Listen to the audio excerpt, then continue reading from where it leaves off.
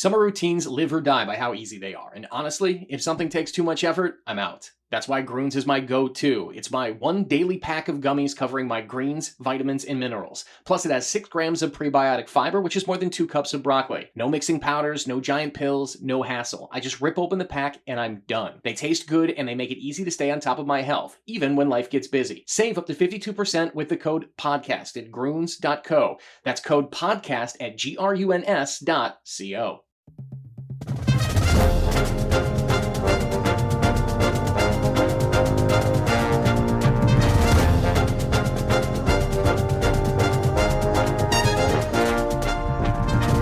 It's the Go Gopher Podcast with Mike Grimm, episode number 22, The Double Deuce. I am Mike Grimm, voice of the Golden Gophers, and welcome back to the podcast. We're going to talk Big Ten football today, and the timing is right. One of the best connected college football writers in the Big Ten is Scott Dochterman from The Athletic. He's based in Iowa and covers the Hawkeyes on a regular basis, but is dialed into the Big Ten and on the national scene as well, regularly breaking college football news. And there's news to talk about here in the past couple of weeks, especially regarding the potential of the Big Ten doing away with the divisional format in football, which will be the basis for most of our discussion here on the Go Gopher Podcast. We'll talk about the pros and the cons, what a new TV deal might mean, and could expansion talks be back on the table at some point? We'll also look ahead to the fall of 2022 and get a read on the upcoming football season. Scott Dochterman is in Minneapolis today, and we're thrilled to have him on the Go Gopher Podcast. Before we get to that, though, I want to once again invite you, our listeners, to be part of our new feature on the Go Gopher Podcast. We'll run it periodically. We'll call it the mailbag segment. You can tweet to me any question you want about the Gophers, about broadcasting, about Minnesota,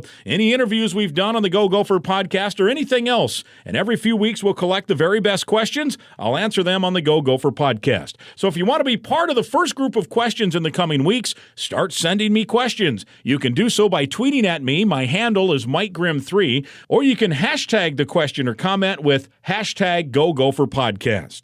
Our Go Gopher Podcast is presented by alumni-owned Sunbelt Business Advisors and True North Mergers and Acquisitions. If you're a business founder planning to exit your business, start by contacting Sunbelt Business Advisors and True North Mergers and Acquisitions. Sunbelt serves more businesses up to $5 million in revenue than anyone, and True North M&A serves companies with revenues up to $150 million.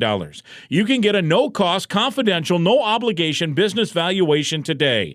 Make the most of your life's work. Visit sunbeltminnesota.com or tnma.com today. Our podcast is also sponsored by State Farm agent Tony Hoagland at ChamplinInsurance.com. Of course, he's a big Gopher fan. We invite you to subscribe to our podcast. It's free to click the subscribe button. You can listen at any time, and it is free. You can also go back to listen to our previous podcast, including last week's show, which showcased Gopher freshman baseball player Brady Council. I'd also invite you to offer feedback on our podcast or share or retweet the links to the Go Gopher Podcast so others can find out about the podcast and listen for free. When we come back, though, we're talking Big Ten and Golden Gopher football with the Athletic's Scott Dochterman. But first, a word from Tony. Hey, Gopher fans, this is your State Farm agent, Tony Hoagland. We are super excited to be part of the new Mike Grimm Show on Talk North. For the year of 2022, we will be donating $10 to the University of Minnesota Children's Masonics Hospital for everyone that calls our office or checks in with us online and mentions that they heard about us on Talk North and the Mike Grimm Show. We are really excited again that Mike came on board with Talk North. You can reach us at 763-421-4900. You can find us on the web at ChamplinInsurance.com. Again, 763-421-4900, or find us on the web at ChamplinInsurance.com. Roll the boat, Sky Yuma, go Gophers. Welcome to episode number 22. It's the Go Gopher Podcast with Mike Grimm, and it's my pleasure to welcome to the podcast from The Athletic. Scott Dochterman is in town. We're conducting this interview in person, and that's pretty cool. Good to see you, Scott. Yeah, great to see you, Mike. I love Minneapolis. I think I know my way in my sleep if I needed to drive here with 2 kids going to college here, but great town. Glad to be here, and it just happened to work out perfectly. This is awesome. Yeah, this is awesome. In fact, we're recording this on your son's birthday. you were up here celebrating his birthday. 23rd birthday. It's just the time goes so fast. You don't even think about it. And you're like, wow, my son's 23.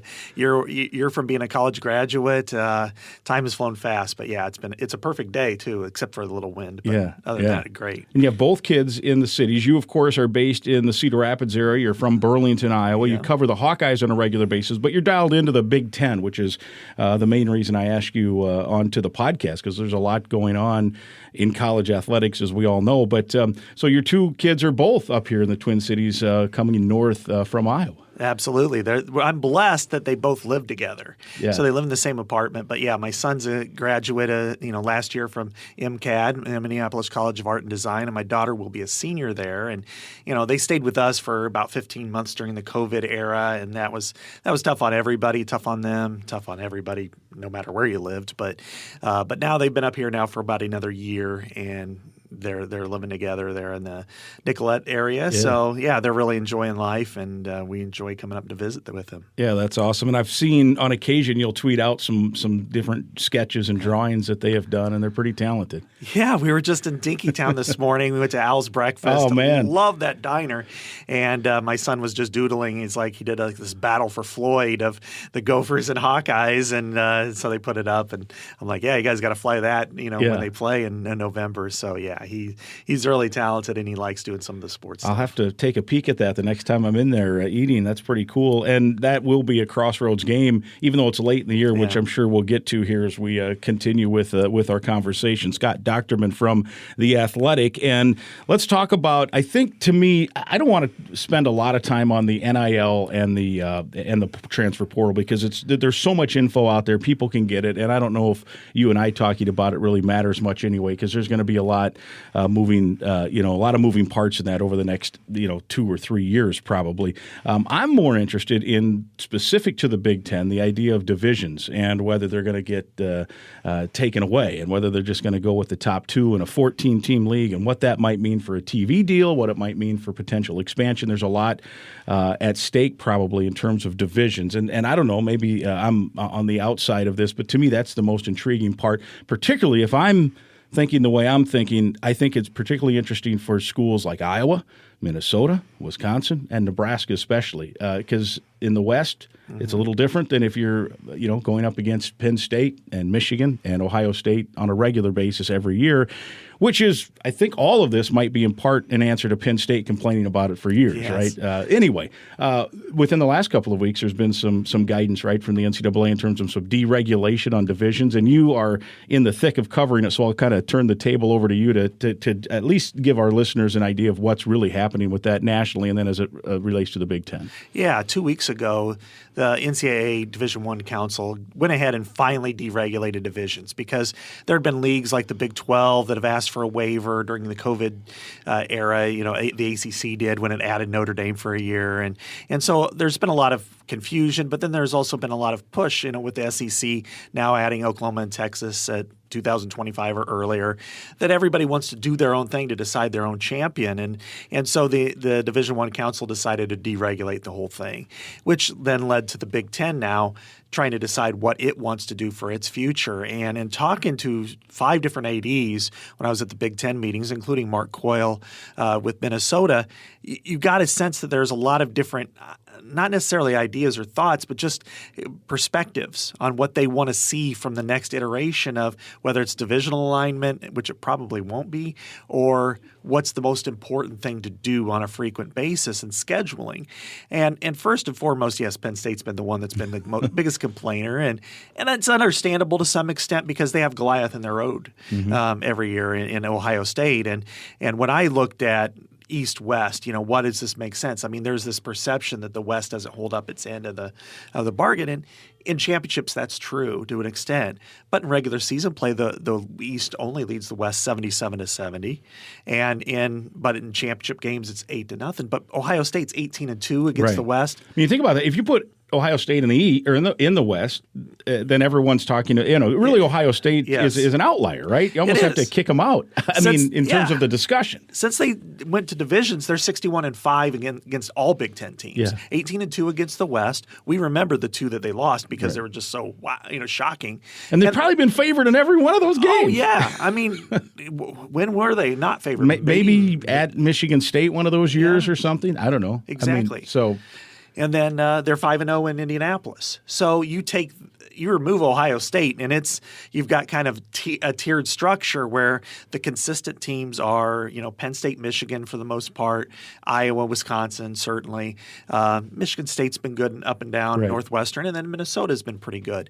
So you've kind of got this tiered structure among the rest. And so in Penn State's defense, I guess you could say is, look, we just want a path to the championship game, and even we may be as good as the West Division champion, but we'll never get there because of this. I think that's literally there's people on the record there saying we just want Wisconsin's path. Yeah, right. Exactly. And I don't blame them, but is that reason enough to just do away with divisions? I guess is a question. Exactly. And is it, hey, okay, Penn State, we're going to just kick you west and move say Purdue east, and we'll call it good. Well, that's the part of the problem. What we've seen with the Big Ten is some of the scheduling irregularity.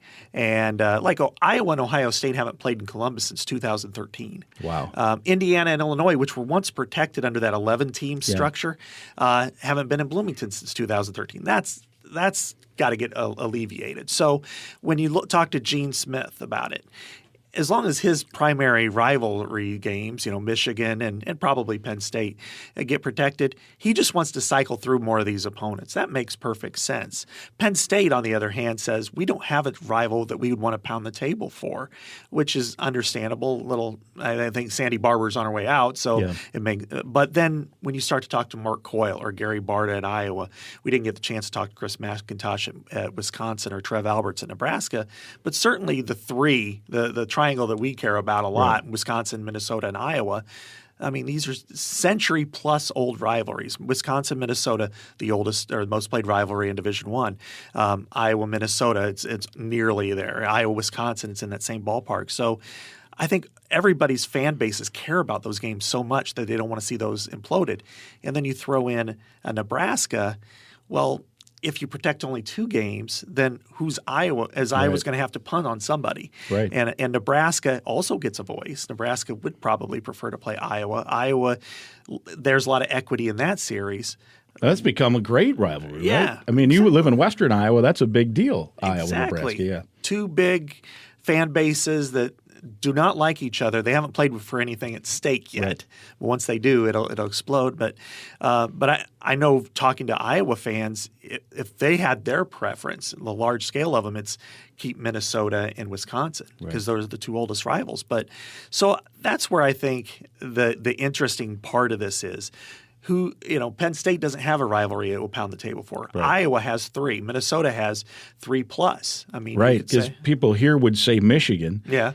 As well with the Little Brown Jug, which dates to 19, whatever it is, 03. That's the oldest rivalry trophy in college football. It was maybe the first one. Exactly. It was the first one. It was a great rivalry for so many years, but that one has only been played 17 times over 30 years. So it's kind of cycled out. It's not like Floyd. It's not like the Axe for Minnesota. That's for sure. Yeah. Right. And Nebraska, Minnesota has become an important game, I think, for both programs. It's within driving distance, and for Nebraska, that would be a plus. And then I know with Nebraska and their thoughts that they want to turn the Wisconsin series into a rivalry. It certainly is not, at least on the field right now.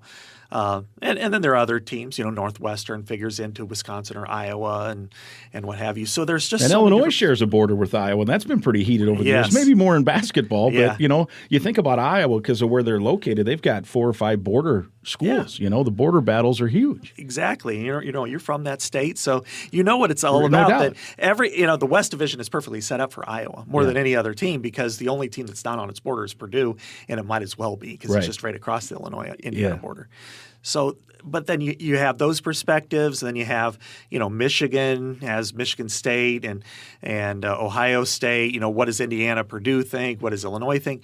So all of these kind of fit into the same discussion. And then it's like, how do we cycle through as many opponents as possible without damaging the rivalries and still give them a path to Indianapolis.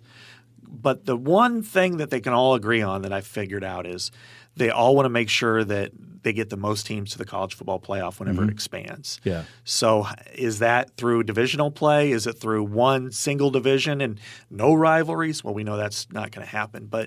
Or is it through 2 or 3? And I think the 2 or 3 is where the discussion's going to end up. And that's where Mark Coyle and Gary Barta got to fight.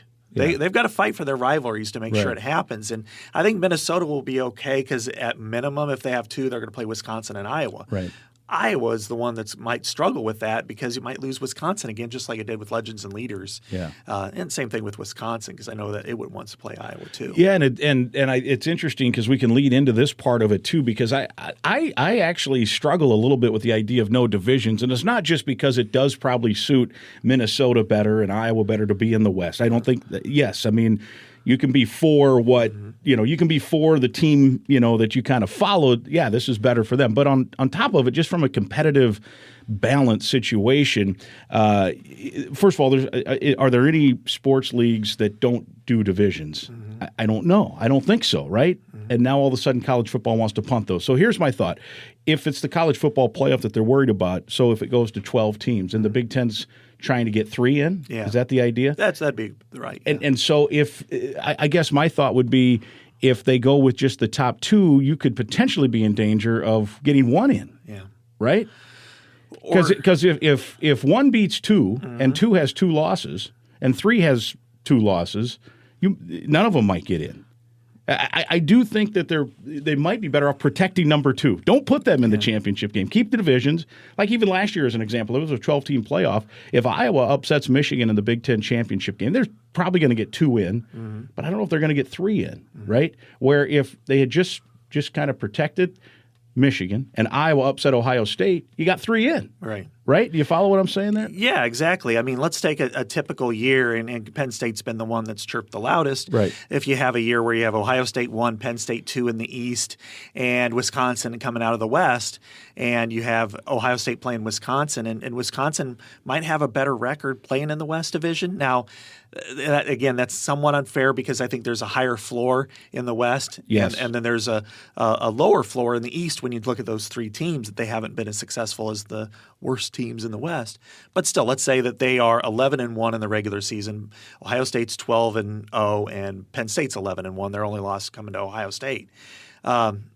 You only get, as you said, 2 teams instead of 3 because if Penn State's okay, you're not going to Indianapolis, but you're going to be the 5 or 6. You'll be in. You're right? in. Yeah. Ohio State, if win or lose, you're in. But Wisconsin, well, okay, you lost to Ohio State. There's no business in that. But if you're Penn State and you lost 2 games to Ohio State, that might punt you down. Yeah.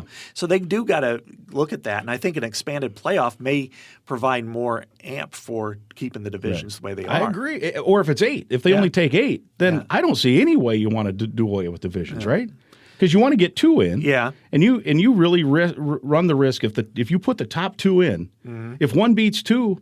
1 might be the only team into an 8-team field. Where if you protect 2, right? Like if 2 is Penn State and it's sitting there at 11-1, and let's say a 10-2 Hawkeye team or a 10-2 Gopher team goes in and loses to Ohio State. Ohio State's in. Right. Michigan's in or Penn State's in if they're sitting there at 11-1. But if you take the top 2 and Ohio State blows out Penn State, they're not in an 8-team field. Exactly. Look at what the SEC has done to foster those. This last year was kind of an outlier when you had Georgia and Alabama both at the elite levels. But the years, I think it was when Alabama and LSU would get in, then if I recall correctly, Alabama won the championship but finished second in its division because it didn't have to have that second loss.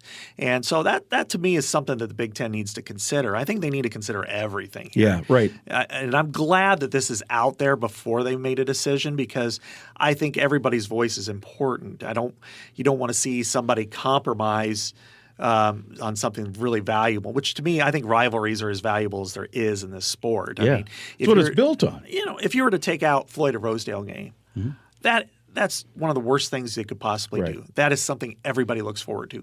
Or Iowa, Wisconsin, which could be on the chopping block, or and take the East. What happens if it's okay? Michigan, Michigan State, you're gone. That's something that you just can't do. That's Right. what this sport is built upon. So if you're the Big Ten, you've got to throw all of that into that same discussion. No doubt. I even think last year, Thanksgiving weekend, Minnesota beats Wisconsin. That puts Iowa in the championship, which was a sidebar to that story. But if that's just a normal game, the Axe isn't part of it. It's just a border rival. It's a fun win. Mm-hmm. But the fact that you think about the rivalry trophy, the Gophers had not won that thing in Minneapolis since 2003. It took it to a level of which it was a field rush, of which people still are euphoric about it all these months later. In fact, tomorrow, as we tape this on a Tuesday, tomorrow I'll be golfing in our friend Daryl Thompson's charity golf outing at Boulder Options, and guess what's going to be out there? Yeah. Paul Bunyan's Axe. Yes. People are going to get their pictures with it. It's also, all these months later, people are still loving it. And without that Axe, that game's important, but that part of it, that piece of it, you can't lose that. Do you think they'll go 8 teams or 12 teams when they go to a championship or when they expand the playoffs? And how soon do you think that will be, in talking with people? I think it'll be 12 teams like what was proposed, and I think it'll be for the 2025 season or 2026 season, I should say, that year. So we've got 4 more years of the 4-team playoff. And I think if it's 12 teams, the divisions are more at risk than if it's 8. What do you think? In terms, are more at risk of being eliminated? Yeah, I think you're Or do you right. disagree? I think you're right there. Now, if it was to stay at 4, then I think they're completely going to be eliminated. Right. Because then Yes. 2 needs that shot. And Yes. if it's Penn State or Michigan or, and maybe we're underselling the West a little bit because Iowa and Wisconsin have had some good teams too through this mix. But yeah, number 2 needs your best shot to get into a 4-team in the Big Ten. The SEC has been able to live with it. It's a different deal, yeah. Yeah, but they have an 8-team. They have 8 games instead of 9, although Yeah. they are going to go to 9. Yeah. So, I think that's – if it goes 12 – I think 12 is a flip of the coin at this point. Yeah, whether they do away with divisions. Then the other thing about the competitive thing, back to my thought on most sports leagues, NFL, NBA, NHL, they all do divisions because it's impossible to do a round robin, MLB, I mean, all these. And so to me, the problem with doing away with divisions and just putting the top 2 is, you talked about the scheduling chaos that happens, or the protected rivals. Well, we're going to have every single year now a bunch of teams that are going to be fighting it out to play Ohio State probably, right, in Indianapolis. And all those teams, to me, are going to be like, oh, well, especially if there's protected rivalries. You look at Minnesota. Let's say they protect Nebraska, Iowa. Let's say it's 3. They protect Nebraska, Iowa, and Wisconsin. Well, that's 8 division winner, 8 times those 3 teams have won the division in the last 11 years, right? Wisconsin 5, Iowa twice. Nebraska did win one. They lost like 70-0, but they did they did win one of the. I don't remember even if they were legends or leaders, but they got in. I think it was like was that Wisconsin that hung it on them? Beat them 70-31. Yeah. Poor Bo Pelini. Anyway, and so you've got that situation where at the same time, a Northwestern might every year get to play Purdue, Illinois, and who else? Somebody else. Michigan State. Yeah. And to me, Indiana maybe. Yeah, right. Like if that's the 3, that right off the bat's a competitive imbalance, right? And there is already that, but to me, at least with divisions, you're playing the same 6, right, every year, and then you add the 3 crossovers, and we still hear complaints about the crossovers. Now, if you do away with divisions, let's say it's 3 or 2, every year a team 1 and a team 2 that wins it, they're not going to play 6, right? 6 of the 14 teams in the league. Yeah. And all of a sudden you're going to hear, oh, well, Michigan State's the second best team, but they didn't have to play, whoever. Or, oh, Wisconsin gets in again. They didn't have to play Ohio State. It'll be really chaotic. And then tiebreakers will be, there might be a 2 or 3-way tie now. Because in divisions, you got 7 teams you're breaking ties with. And if you're just going 1 and 2, you've got 14 teams you're breaking ties with, and all those teams haven't played 6 other teams in the league. So there's not going to be the head-to-head stuff that are going to make easy tiebreakers. It's going to be very complicated. And I think most years it might be fairly simple. You might have like a 9-0 Ohio State. We're using them as because they're the flagship program right now. Yeah. And you might have an 8-1 Michigan and an 8-1 Wisconsin who didn't play.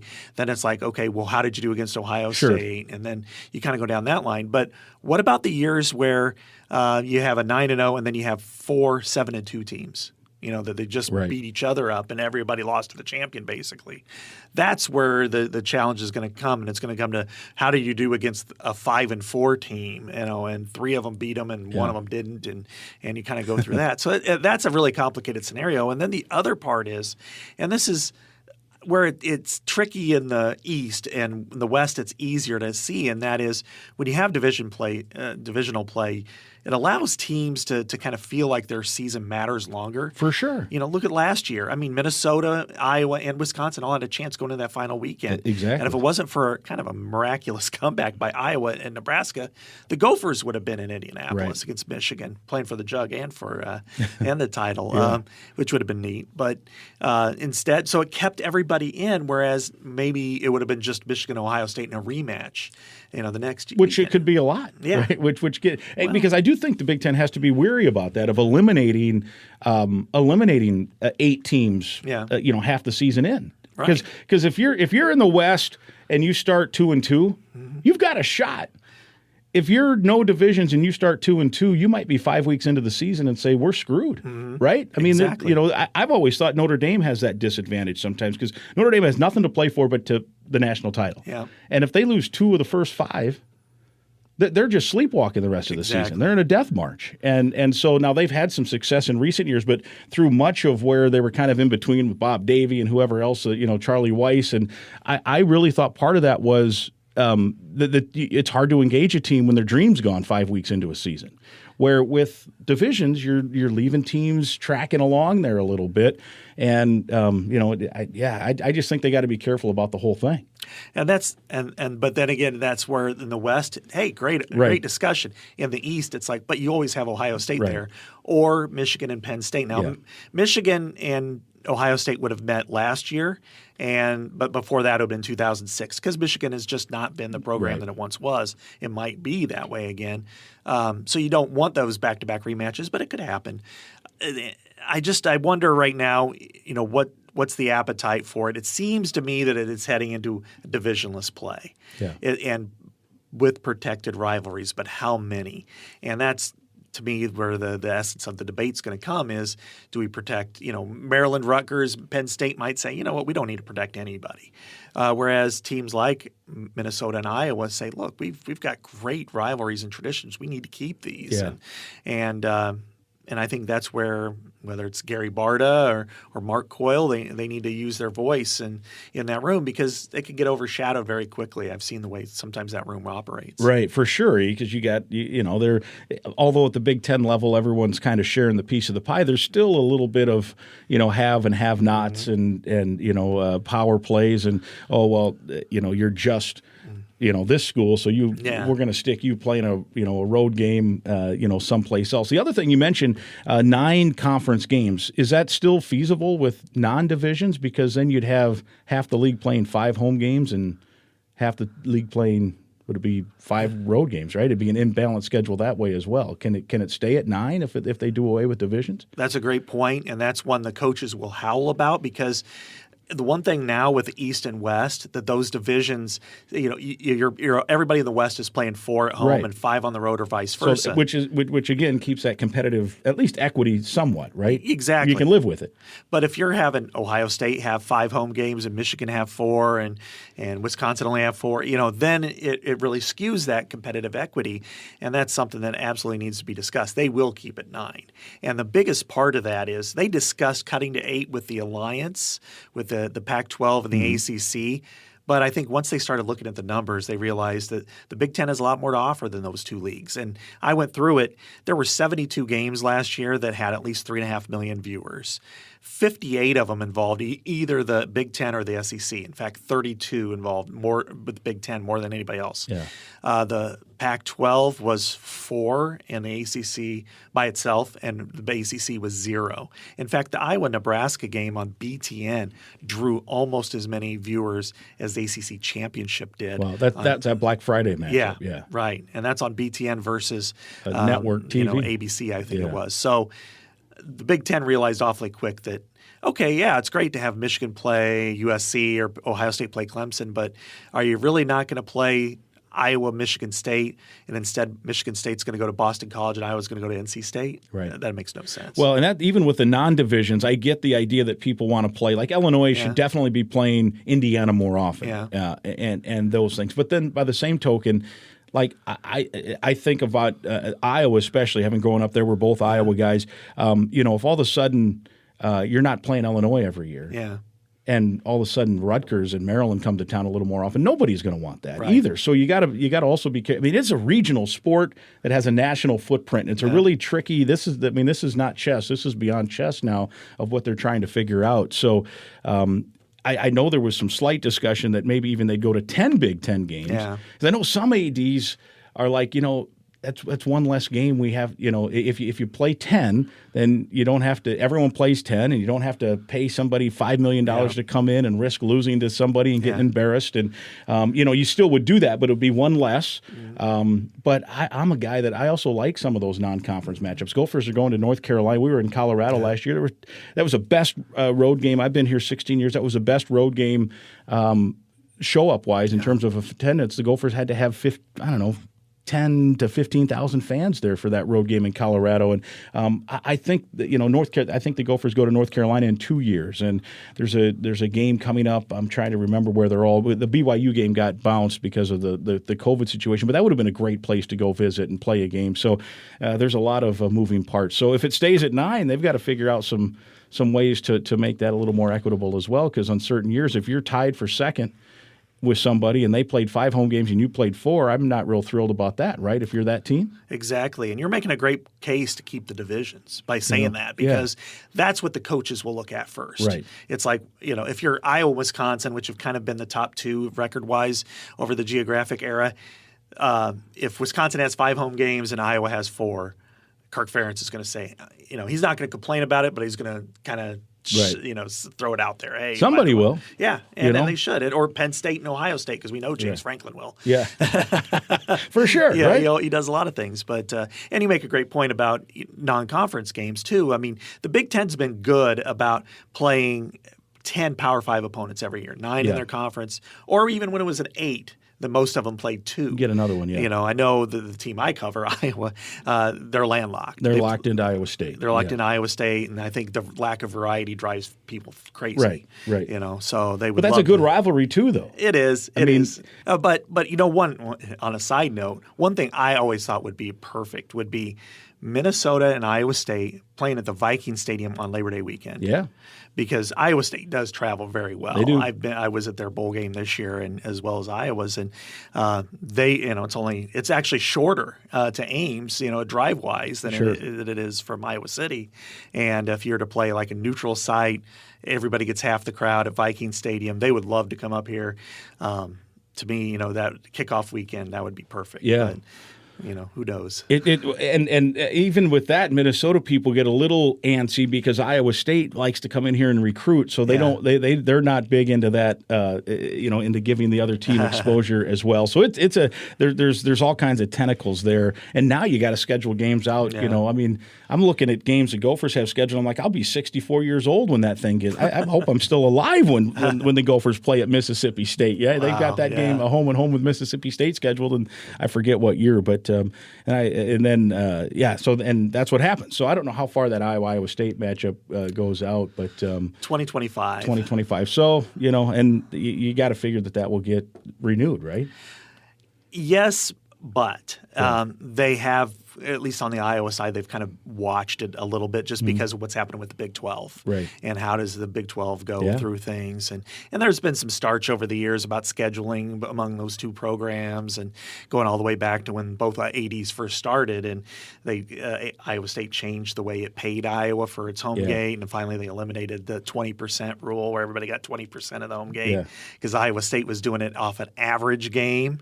And this is back. This was back. Now, it'd be totally different today. Right. This was back when they would have sometimes like 30,000 for Colorado or somebody, and then sell it out for an Iowa or Nebraska, and then Iowa will give them 20% of the home game from the Iowa State game. Yeah. And so that's way in the weeds, but it's all a factor. Yeah. Are bands still traveling back and forth, or is that because there was a couple of issues with the bands, right? That stopped last year after the 2019 incident where the Iowa band was marching out of the stadium and got there was some shoving and hitting and stuff by some fans and claims that the band shouldn't have been marching there, and people were saying, well, the people shouldn't have been hitting them either. Probably not. Probably not. So that became an issue, and almost to the point where the president at the time of Iowa said, well, maybe we won't play them anymore. Yeah. So we've talked about the college football playoffs and how that may or may not impact. I think it will certainly impact whether there's divisions or not as that gets decided. 12, maybe divisions last. If it's 8 or if it stays at 4, certainly you would think that divisions are much more in peril. How about the TV deal? How will the TV deal impact, if at all? And they're negotiating. And honestly, by the time some people listen to this, there could be some announcements on a TV deal, right? If you're a week from now, as we tape this here, the last day of May, there could be something coming out about that. What do you think on TV and how the impact might be on divisions? Because I could see TV trying to finagle like, we want more of the upper ends matching up against each other. We want Wisconsin and Ohio State more than once every 6 years, per se.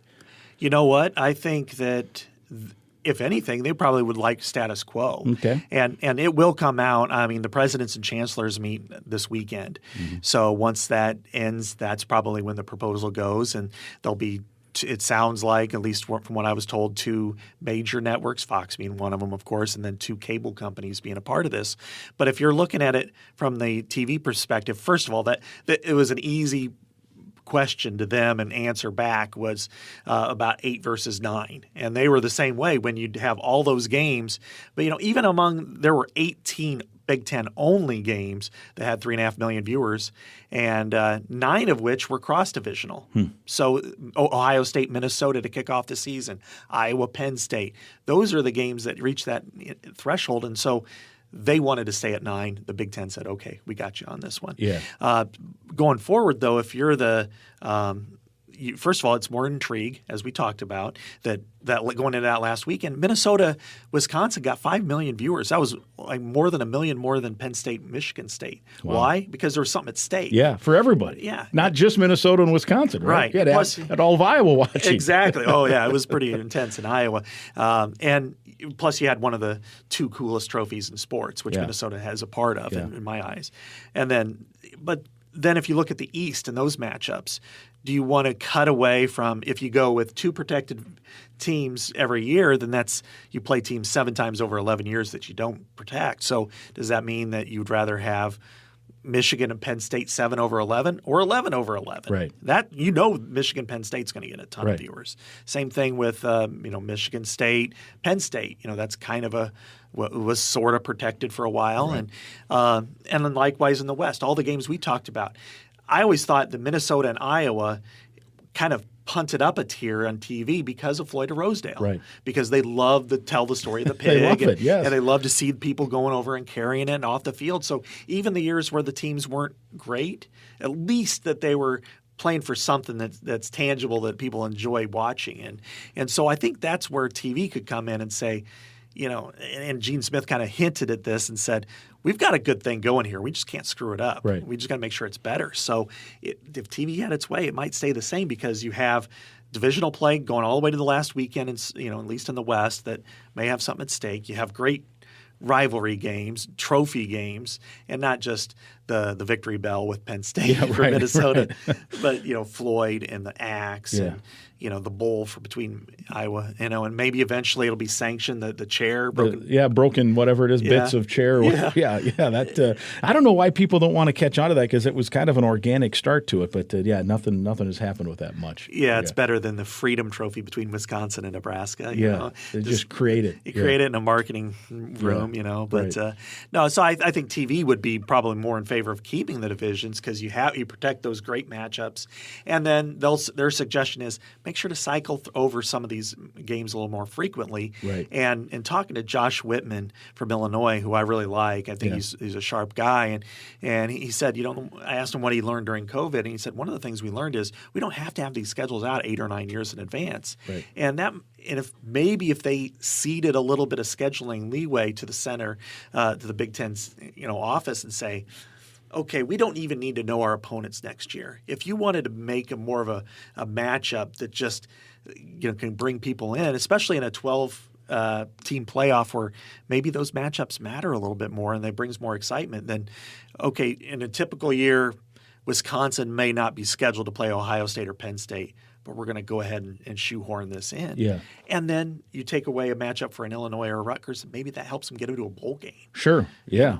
Right. So, that's an interesting thing, because you see that, even in the NFL to a certain degree, they're scheduling, right? And this is why I still like divisionals, because even then it's a 4-team division. So you're like, well, you're only playing 6 division games. True, but in that division, those same teams then are playing the other. It's the NFC North, for example, and on a given year they might all then play every team from the AFC East. Yes. So there's still some equity, and I get it. They're and then they do some competitive things where the winner of that division will then they have another partner division where the winner of last year's division plays the winner of that division, and second place plays second. So it does give maybe some advantages to some teams that might need a little boost up that don't have all the advantages at the top. And I'm not for creating parity per se, but I do think there's some I think the ACC, they don't announce their conference schedule. It's like 2 years in advance is all right. And it's not even dates. They just say, here's who you're playing, I think, right? Yeah, well, this year it was January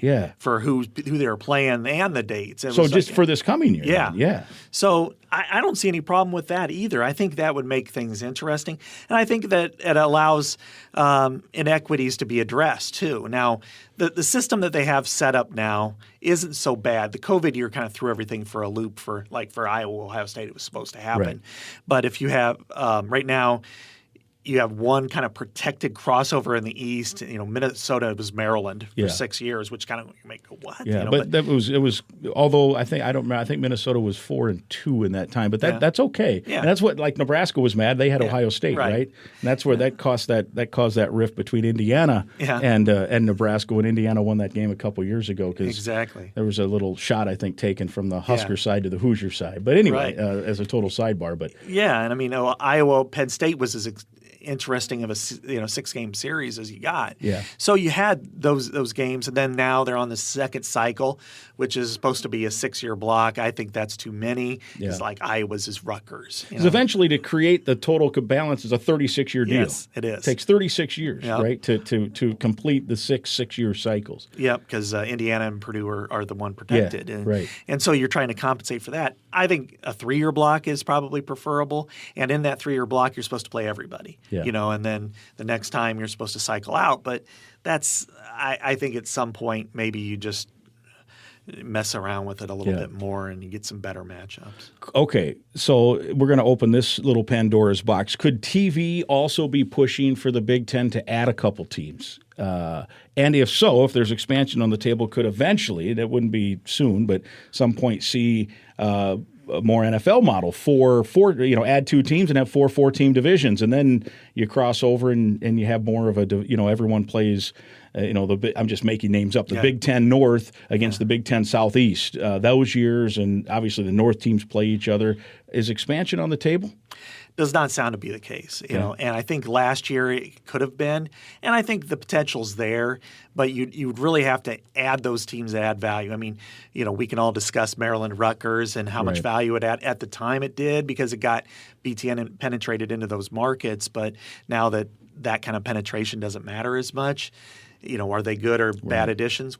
We can debate that. It's a long plane ride, I can tell you that. I can't believe Maryland did that. I know they needed the money, but think about Maryland. I'm, again, jumping in here, sorry, but you think about when we fly that from Minnesota out there, and I guess that'd be the second longest flight, but I can't imagine Maryland basketball especially. I mean, they're flying to Madison, Wisconsin on a Tuesday night. They play an 8 o'clock Central Time game. Flying up. In the meantime, they gave up, bus rides to Charlottesville and bus rides to Raleigh and bus rides to Durham and all that great tradition. I can't believe they did that. I don't know. I mean, financially, obviously, it worked out well. But man, and the Gophers aren't a great road draw in football, but they don't draw anybody for football. Yeah. I mean, we were down there one year and it couldn't have been half full.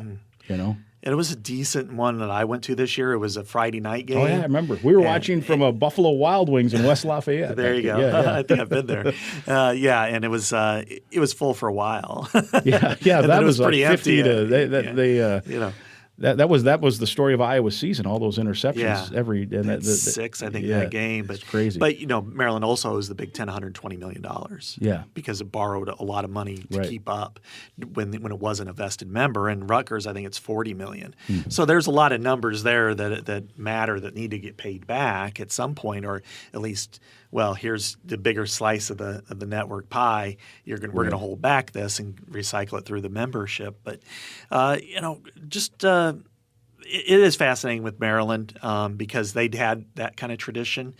Yeah. Nebraska knew what it was getting into. Yeah. I think Maryland, and I talked to Big Ten officials about this, that they said, they had a great big welcome party for Nebraska. Rutgers couldn't be happier. They had to be much more subdued with Maryland because the fan base was not for it. They loved their rivalries. No question. I don't know how it'd be like people coming into Minnesota and saying, hey, you're going to go play in the ACC because it's more money, and you're going to fly to play Virginia Tech. And God bless the Hokies, but that's not Iowa. It's not Wisconsin. It's just crazy to me. Now, Nebraska, to me, I'm probably in a minority because I think a lot of Big Ten fans, Iowa, Minnesota especially, are like, Nebraska, if they went back to the Big 12, I'd be fine with it. I love Nebraska in the Big Ten. I think it offers enough. Because it's a great trip. It's a great trip for fans to go to. It's a great stadium. Their fans are enthusiastic. And I joke with people in Nebraska. They have the nicest fans in person.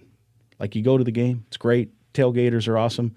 They are not very nice on social media, though. It's unbelievable. It's like, man, calm down. But they thought they'd come into the Big Ten and win the division every year, and they haven't. So it's an interesting deal. But I like Nebraska in the Big Ten. I think I'm probably amongst, let's say, Badger, Hawkeye, and Gopher fans, maybe in the minority on that, but I like that game. I like that Nebraska game. There's a lot. It has turned into a real social media starchy war between Iowa and Nebraska in particular because their fans are kind of in the same different points. I mean, I'm going to downgrade both of them here. I'm going to throw both in there. I'm going to say Iowa fans are too insecure and Nebraska fans are too self-righteous. Sure. And it's like oil and water. Yeah. I mean, oil and fire. When they really go at it, it gets pretty vicious. And so whereas Wisconsin and Minnesota fans are more with each other. They're not as much, although it does get pretty feisty from time to time. It can get feisty, yes. and that rivalry, I think, is also fueled because the hockey rivalry over the years has been pretty good also. And, here it's a big hockey state. Now, if there is expansion, you mentioned what team, so Maryland and Rutgers at the time made sense from a financial standpoint. And with the ACC locked into their TV rights, you're not going to probably raid that league again. Notre Dame's kind of tied in for a while. You probably got to go west, right? That would be the one that you would go to naturally. And I think you look at what the Pac-12 is or isn't. It's had so many issues with its media rights and its Pac-12 network that I think you look at which ones add value. And obviously the LA market, Northern California market, Oregon, Washington itself. And then, Utah does it or does it not. Colorado maybe. Right, the Arizona schools. I mean, they all have different structures. And then, and I think that was what part of the partnership, the alliance was about, was trying to kind of work together on some things. For sure, the Pac-12 wanted that because they didn't want to, they don't want to lose USC to the Big Ten, right? Yeah, they didn't want to get raided. And, and you look at Oklahoma and Texas now moving out. What does that mean for the Big 12? There's really nothing that you would say if you're the Big 10.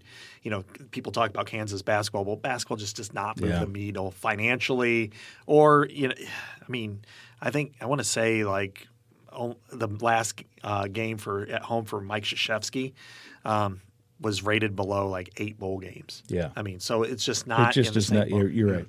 Yeah. So I would say you're probably looking at something like in the neighborhood of 6, 8 teams that way if you're going to go. But then how would you divide the league up? How would you structure it? Would you go 7, 7, 8 and let them play each other? What does it mean for Olympic sports? Those are the ones that are really it's one thing for football because it's one game a week. It's on the weekend. You fly and it's another hour in the plane, except for us media, meaning we got, layovers and stuff. Sure, or for fans. But I think when you start to look at, Olympic sports, track teams or, golf or tennis or volleyball, that's when the trip's really bad. Even basketball too. You're right. Midweek. Weeknights, volleyball have midweek games now. And at some point, right, if you have too many teams, then where do you they're just – you're in trouble because you gotta. I guess with streaming now, but you gotta. The old argument was all conference games in the Big Ten would be on TV. Not you don't have to call them up. Men's basketball, women's has not gotten there yet. I think it should. Do you have overflow channels? How will that work? And where do you go? So there's got to be at some point a limit. And maybe. I don't know, 10 years from now, 20 years from now, we could be probably at a point, and I'd hate it because I love the Big Ten. I grew up a Big Ten guy. Yeah. We'd be at the point where there are no conferences. You just have, 64, 56, something like that, teams, and it'd almost be like a bigger version of the NFL. You just got national games and cash the checks. Yeah, I don't like stink, any right? part of that. Yeah. What's that? It would stink. Yeah, it would. But in 20 years, if you and I are still around and we're doing this podcast, I would not be stunned if that's how we would be talking about college football. Oh, I agree. And I think the things that are worth watching, not today, not 2030, but 2040, as you said, are I think you want to make sure that the teams in the Big Ten that generate the most revenue remain happy in the Big Ten. An Ohio State, a Michigan, a Penn State. As much as you can kind of thumb your nose at them for this, but you want to keep them in the Big Ten. Yeah. You don't want to have them go, you know what, maybe we should join this SEC Super Conference. And then your best teams leave, and then you're kind of stuck. And I think you got to be careful about that. I think the Big Ten still remains pretty locked arm in arm. Yeah. But in 20 years, who knows? Who knows? And, TV makes a big difference. Whatever that package looks like, it's going to be probably more streaming in 20 years. Right now, I think the Big Ten is concentrating more on maintaining its linear package, but maybe have a streaming component to it. I think that's probably fair. Yeah. I wouldn't be surprised if when they announce in the next week or two the TV deal, whoever it is, I think obviously Fox has got the big piece of it, now ESPN and NBC and CBS and others, that if they don't introduce some small, like an NFL-style Thursday night Amazon Prime kind of a game. I'm not saying they do it every week, but maybe 5 games. I wouldn't be surprised. If it doesn't happen, I wouldn't be surprised either, but just to introduce it. Notre Dame did that a little with the Peacock app. I think Toledo was not on any TV. I think they just have to test it, and Amazon Prime or Netflix or whoever, Hulu, I don't know, they all want subscribers, and Big Ten is content that people will pay for. I wouldn't be surprised if even this the newest package would include a small number of football games just to feel the market out and cash a check. They thought about that. And is it out? It hasn't been finalized yet, but that is something that they're strongly considering. But they're also very fearful of completely leaving linear at this point because so many, especially with football. It's a legit fear too. Yeah. I mean, and maybe it's I don't know what kind of window they're. The last package went only 6 years, and voila, here we are. Yeah. The next one will probably include some sort of streaming option. And one thing that wouldn't surprise me is, TNT is being a heavy player in this. So if it's, say, TNT over the air and Amazon Prime that shows the same game, stream it. Sure. So then that way, for people who have cut the cord, it's available on Amazon Prime. Or people want to watch a linear option. If you got 2 different options of the same game, that might be one way to dip your toe in the water and still get paid both ways. Do you think ESPN will be a piece of it? If I was to guess right now, and this is only a guess, I would say no. Really? I would say right now you got Fox and FS1 for sure, and of course BTN, and then it depends on the day, but I think it's going to be NBC. I think NBC or CBS, one of the Right. two, and I think it'll be NBC, and I think TNT might pull through. And remember, TNT and CBS already have the basketball Yeah, right. partnership. So because there's got to be enough places to put games. Like that's the one thing ESPN has is channels. Yeah. Like you got ESPNU, the 2, the 1, the news, the U, whatever. Yeah. Where like in NBC, where are you going to put? They can play a game after the Notre Dame game, Yeah. and now you've got 4 other games. In basketball, where are all those basketball games going to fall? And so maybe there's partnerships that can be struck there too. Like CBS has their CBS Sports Network. I think that hits like 65 million households. If all of a sudden a game that normally would have been on ESPN2 shows up on CBS Sports Network, I don't think anyone's going to create a big problem there, right? No. But if all of a sudden a game is like, oh, well, the Minnesota Purdue game is going to be on the Peacock app, now you might have some people losing their minds. Exactly. Right? That's what we're dealing with. We've dealt with it in basketball a lot, Yeah. Where people have been, and of course the state we were at, they had to, in Iowa, you had so much of that was submerged on local over-the-air Right. networks that when that was taken away and went to BTN, and then some of those games didn't even appear, whereas even the lowest November game would always still appear on one of the over-air networks. That was tough for a lot of fans, and I still don't think that their basketball program has recovered because of that. You're right. 15 years ago. Yeah, and even here a little bit with hockey, you see it because every Friday and Saturday you knew where the Gopher hockey team would be, and now all of a sudden it's maybe BTN. If it's Notre Dame, it's on the Peacock app, and some every now and then ESPNU will pop up. I'm like, where's the Gopher hockey game tonight? Oh, it's on ESPNU. Wow, okay. So where it used to just be the same, and Minnesota had that too back in the day with the Midwest Sports Channel, where every basketball game was Dick Bramer and Jim Dutcher, and you'd watch it, and then you'd listen to Ray on the radio, and you knew, and so that had, and way back, it was the Thursday, travel partners, Thursday, Saturday, and everybody played. Well, now you need content for every night. So you got time slots to fill. Well, let's quickly here. I've already kept you longer than I promised, but you always are delivering great stuff. Scott Dochterman with us from The Athletic. The Big Ten West race, we think we'll have divisions in 2022, right? They're not going to shortchange that, right? That is for sure. That's so good. So we got one more at least. The Big Ten West should be fun. I think you got the Hawkeyes as the defending champ. You've got Wisconsin, who every year is picked as a favorite, and I think they're still they've been to 5 championship games, including. Now, that said, they haven't been there since, 18, right? That's correct. Yeah, since 18. So, they haven't been there for a couple years. And Minnesota has knocked on the door 2 of the last 3 years and really like 3 of the last 5 or 6. So, they're hanging around. And Northwestern, God bless them, they've been to 2 here in the last 4 years. So, they won, 1 game last year in the Big Ten. They were not very competitive last year. So, what's your handicap of 2022 Big Ten West? Wow, it's going to be wide open. And that's the good thing about the Big Ten West to me is because you've got these rivalries, you've got games, you've got teams that play a certain way except one in Purdue. They play a completely different way. And I think that they all can kind of match up with one another. And, Wisconsin and Iowa and to some extent Minnesota are brute force teams, really like to beat you to death on the line of scrimmage. And then Nebraska, nobody could figure out Nebraska. Nebraska hasn't figured them out yet. Right. They haven't figured themselves out yet. Illinois is trying to be in that same, and I think they will get there with Bielema.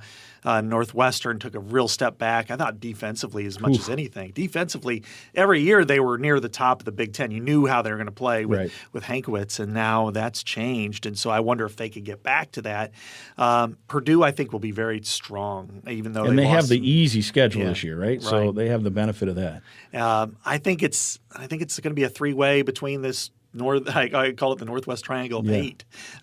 Minnesota, Iowa, and Wisconsin. They all play on each other's turf late in the year. So that November is going to be crazy, right? I mean, nuts. Yeah, I mean, I love it that Iowa and Minnesota are playing on its old traditional weekend, the Saturday before Thanksgiving. So it's up here, so that's going to be really fun to watch, and I think it'll be an exciting game. And Iowa. Wisconsin, I believe, is just right before that. And then I know, of course, Iowa went and the Axe game and Iowa and Nebraska end the season. So I look at it as it's going to be about quarterback play. Yeah. And everybody's quarterback has been, except at Purdue, has been kind of an issue. So if you see Spencer Petras take a step forward, if you see Graham Mertz take a step forward, if you see Tanner Morgan, in year 6 take a step forward and be if he's back to the 2019 version, which he's now reunited with that offensive coordinator, right? Exactly. The hope is that there's a step forward there. A healthy Chris Ottman-Bell. Yeah. I mean, if they can if Minnesota can replace its offensive line, which was terrific, physical, very, very experienced last year, if they can maintain it. I think John Michael Schmitz, I've mentioned this, I vote for the All-American teams, and I think he's the best returning center in the country. Mm-hmm. So I think Minnesota's got a very good chance of being in that conversation and winning it because, frankly, to hold the ball for 40 minutes in Iowa City and not come out with a win was a little bit surprising. I don't think those statistics happen very often. Yeah, no, you're right, and that was that's a game that sticks in the craw. And for Minnesota, that has that's really the next step for them because they're 2-2 in the last 4 with Wisconsin, and they just haven't beaten Iowa. PJ has he's dominated Purdue, knock on wood. He's dominated Nebraska for the most part. He's handled other teams. He's handled Northwestern here and there. And he's I think 0-5 against Iowa, right? Or 0-6. I'm losing track of time here. I'm getting too old to remember. But anyway, he hasn't beaten Iowa. And they outplayed him probably in Iowa City last year and had to settle for field goals. And remember in 2019, same thing. That whole year, that was a flip of the script. Go back to that game because Minnesota almost never kicked field goals. They were scoring touchdowns like crazy. And Iowa, remember who was the kid that won the kicker that had like 100 field goals that year? Keith Duncan, the kid out of North Carolina. And then in that game, Iowa scored 3 touchdowns on 3 straight red zone trips, and Minnesota had to kick a field goal, and they missed one, and it was 17-3 or 20-3, and that was Minnesota ended up putting up like 480 on a really good Iowa defense, but couldn't win because they were kicking field goals, which was the non-script, the tables were kind of turned. So that's always been a good rivalry. But your friend and mine, Justin Gard, we were at Northwestern last year. The Gophers were getting ready to play that game. There wasn't a big crowd as usual, and and that I'm not throwing stones because I know the Gophers haven't always drawn well either. But they were at that time the defending champ, and they had won it 2 years prior to that. So they had won 2 of the last 3 Big Ten West divisions. And we're looking down, and JG says to me, How do these guys do it? How do they win 2 of the last 3 Big Ten West championships? And I said, well, I don't know how they did it. Style doesn't matter. What they have done over the years is they've beaten Wisconsin sometimes, and they've beaten Iowa just a little more than sometimes. Yeah. And in the West, if you beat Wisconsin sometimes and Iowa a little bit more than sometimes, you're probably going to be in Indy a couple of times. Right. And that's what Minnesota hasn't done. They've beat Wisconsin 2 of the last 4, but they haven't. You don't even have to beat them both, but I mean, obviously, if you beat them both, you're in real good shape. Right. But that's the next step for PJ is to beat Iowa finally. Well, you look at, to me, the greatest race among the 3 when they're all other than last year was probably 2019, where Minnesota's only losses were to those 2 teams. Yep. Iowa lost at Wisconsin 24-22 when Nate Stanley got stood up at the goal line. What a play. And that, I tell you what, that sounded just like a giant axe hitting a tree. It was that loud in that stadium when it happened, and he was 3 inches short of a 2-point conversion that would have sent the game into overtime. So that's how close it was. And then you look at that game again, if it wasn't for A.J. Epineza really on defense, that Minnesota would have won that game, or came down to the end up here in that snowstorm or whatever, that cold day. And I wonder were the Dilly Bars still on the field that day? That's a good question. They actually the Dilly Bar story that he had to go up to the press box to get that Dilly Bar and then come back down. Dilly Bar Dan, he's the guy in charge of the coach's headphones.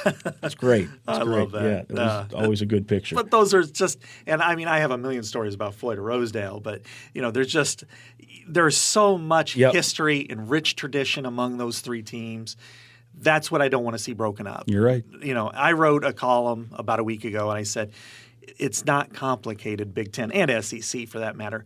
Protect the most important ones. And if for Iowa that's 3 and for Maryland that's 0, so what? They can figure out formulas, right? It's just, let them, they've done these little hangnails before. Indiana, Purdue is a hangnail. Yeah. If Iowa rotates 6 games every year, Maryland rotates 9, who cares? Right. They play Illinois with greater frequency, so what? And it can be complicated, but there's smart people that can figure out complicated things. Yeah, we're talking about games, not invasions. Right, so. Exactly, 100%. Well, and honestly, look, if you hung Maryland with Penn State, that's a border rival, and they did have a pretty good rivalry for a while over the course of time. So I put them with Maryland and let those 2 have fun and Exactly. I mean, it's fine. They could play on 11 a.m. They could play on 11 a.m. on BTN or FS1 or TNT or it probably it. would draw pretty well, and I'm having a little fun with that. But that seems like a decent rivalry. Rutgers can tag on there. Yeah. Like if I'm Michigan State, I'm a little fearful because I like if you're Minnesota, like I said earlier, if you got 3 protected rivals, that's tougher. Competitively than if Northwestern has to play Indiana, Purdue, and Illinois every year. And if you're Michigan State, do you get protected with Ohio State and Michigan? Yeah. My guess is Penn State probably. And Penn State, so two of those 3 probably? Yeah, probably Michigan for sure. Right. Penn State probably. And then maybe Northwestern or Indiana. Yeah, They really want to be with Northwestern. It was really weird with that Legends and Leaders situation. I talked to like every AD that was associated with that. And Mark Hollis at the time was the AD at Michigan State. And he said, other than the Michigan rivalry, I was demanding we play Northwestern every year because we have such a big base of alumni in Chicago. And that's where we recruit. So we wanted to play Northwestern every year in the same division. Penn State did not matter to me as much as that. Yeah. So you have that. Everyone's got their own wants and needs, and that's what they'll have to figure out. Well, hey, Scott, how can we read your stuff over the course of time? Yeah, just go to theathletic.com, and you can check us out. We have layers here. You can, if you're Twins, Vikings, Wild, some great writers we have here. You got Johnny Athletic, you got Mike Russo. I mean, you got and Chad Graff, and man, a lot of really good writers. Absolutely, and so you can check out your favorite pro teams and as well as college football. And we do we don't have a dedicated Gophers reporter, but we do cover the Gophers along with everybody else. So we do have stories on them. So check me out at The Athletic. Got to read about your hated rivals and then your favorite teams. Well, there's always good info. And if people want to follow you on Twitter to directly get your stuff? Yeah, at Scott Dochterman.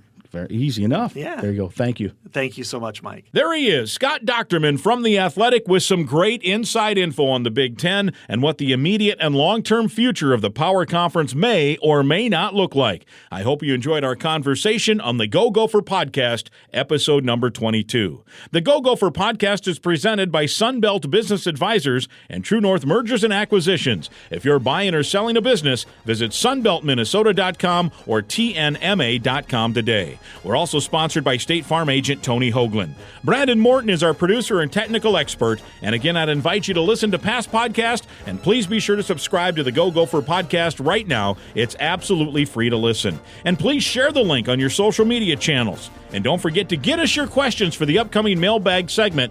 Hit me with your questions at my Twitter handle, MikeGrimm3, or hashtag your question or comment, hashtag Go Gopher Podcast. We'll talk again next week.